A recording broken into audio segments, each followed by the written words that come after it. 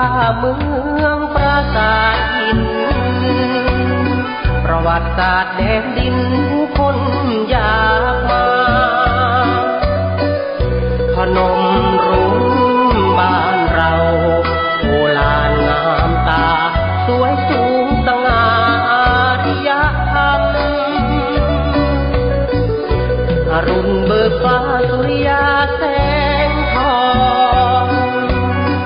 ส่องประตูทุกช่องทั่วโลกกล่าวถามศาสตร์ศิลป์อัศจรรย์มีให้สืบตามหินสลักลายงามดังเท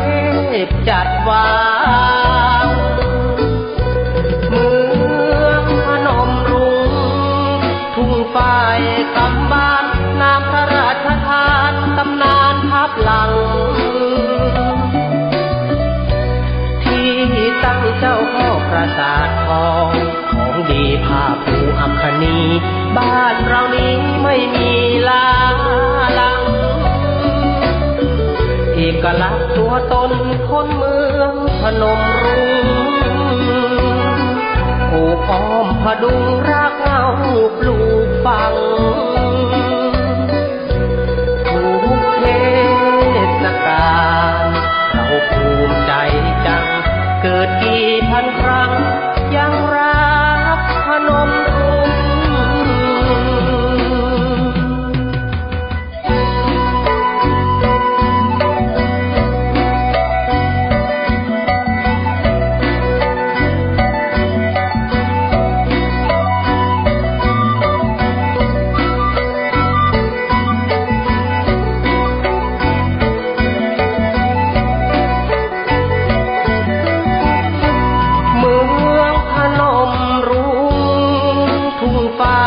คำบ้านนามพระราชทานตำนานทับหลัง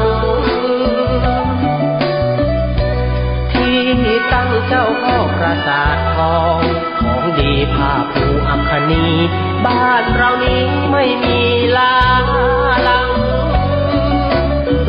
เอกลักษณ์ตัวตนคนเมืองพนมรุ้งโอบอ้อมพดุงรากเหง้าปลูกฝัง